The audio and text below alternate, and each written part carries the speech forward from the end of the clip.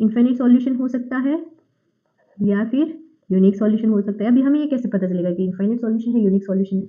तो infinite solution के लिए रैंक ऑफ ए और we can say A augmented B should be less than N.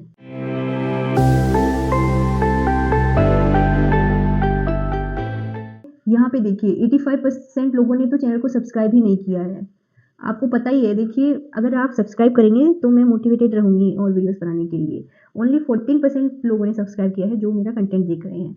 तो मैं रिक्वेस्ट करूँगी कि आप चैनल को सब्सक्राइब कर दीजिए ताकि आप सारा कंटेंट का फ़ायदा उठा सकें। तो यहाँ पे ये क्वेश्चन दे रखा है the following system of linear equations. ये हमें 3 इक्वेशन दे रखी हैं और फिर हमें पूछा गया है कि इसके सॉल्यूशन इनफाइनाइट होंगे, यूनिक होंगे, नो सॉल्यूशन या 3 सॉल्यूशन। ठीक है, तो हमें इस क्वेश्चन को सॉल्व करना है। तो यहाँ पे हम क्या करेंगे, सबसे पहले हम देखते हैं कि सॉल्यूशन कैसे होगा, पहले रूल्स देख लेते हैं। तो अगर rank of A augmented B is equal to rank of A ये हो तो इसमें 2 पॉसिबिलिटी हो सकती है, इनफाइनाइट सॉल्यूशन और यूनिक सॉल्यूशन। एंड ये फर्स्ट पॉइंट। सेकंड पॉइंट है if rank of A augmented B is not equal to rank of A, ये होता है तब कंडीशन होती है नो सॉल्यूशन की। ओके, इसको हम एक तरीके से और भी बोल सकते हैं, यहाँ पे कंसिस्टेंट सॉल्यूशन मिलेंगे और यहाँ पे इनकंसिस्टेंट सॉल्यूशन मिलेंगे। ठीक है, सबसे पहले तो एक कंडीशन चेक करते हैं कि इसमें कंसिस्टेंट सॉल्यूशन है या इनकंसिस्टेंट सॉल्यूशन है। हम है ना इसका ऑगमेंटेड मैट्रिक्स निकालते हैं। तो ए ऑगमेंटेड बी क्या होगा, पहले मैट्रिक्स लिख देते हैं 7 - 3 1 3 - 1 1 1 -1 -1। ये हो गया हमारा ऑगमेंटेड मैट्रिक्स। ओके, तो अब हम इसे रो इक्लन फॉर्म से सॉल्व करेंगे।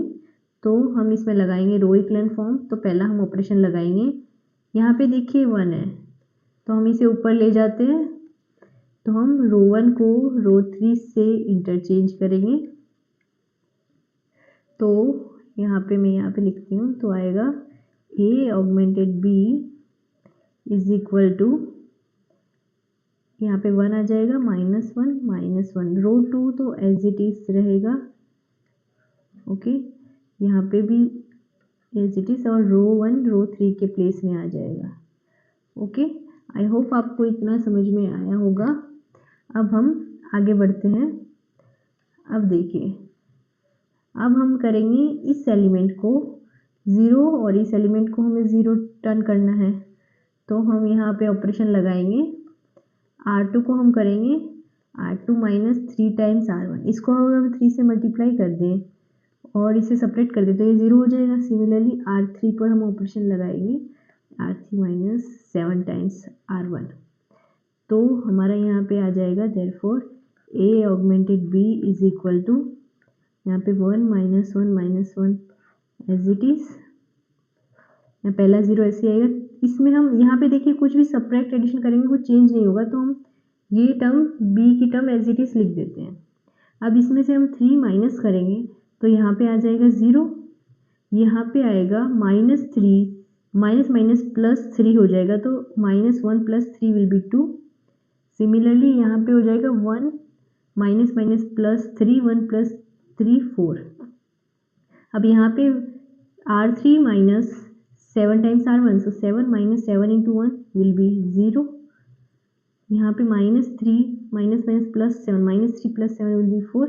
here 1 7 -7 to -1 +7 1 + 7 8। ओके, अब हमें पता है कि हमें ये अब 0 करना, ये हमें 1 और यहाँ पे 0 करना रहेगा। तो यहाँ पे एलिमेंट है नॉन ज़ीरो तो हम 2 ही रहने देंगे और यहाँ पे 0 करेंगे। ओके, तो हम क्या ऑपरेशन लगेगा, यहाँ पे ऑपरेशन लगेगा R3 is equal to R3 - 2 times R1। Okay, तो ये टर्म 0 हो सकती है। ठीक है, तो therefore A augmented B is equal to पहले फर्स्ट रो तो as it is, second will be also as it is, third row में चेंजेस होगा, ट्वाइस इसका करेंगे तो ये 0 हो जाएगा। 8 minus 4 into 2 minus 8 that will be 0, here is also 0।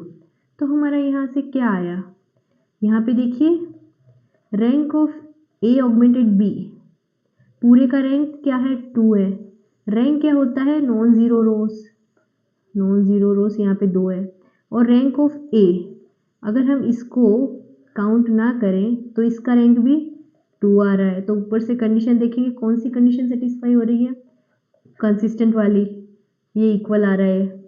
तो इनकंसिस्टेंट तो है नहीं, ओके ये वाला केस नहीं आ रहा, तो ये कंसिस्टेंट है।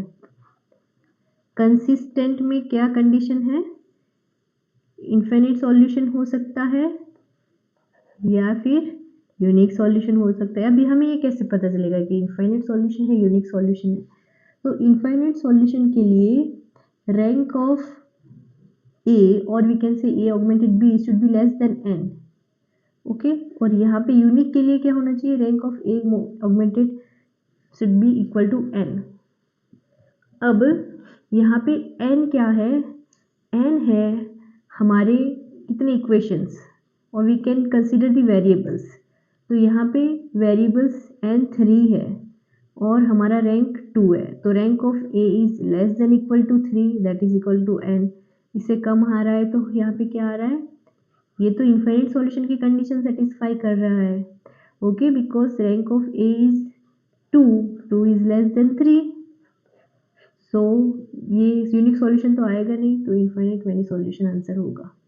तो ये क्वेश्चन इस तरीके से सॉल्व होगा। आई होप आपको समझ में आया होगा। इसमें इंपॉर्टेंट था ये कंडीशंस, ये आप कंडीशंस नोट कर लीजिए। नेक्स्ट वीडियो में मिलते हैं, till then thank you for watching till the end, don't forget to like share and subscribe, okay, see you in the next video, bye bye.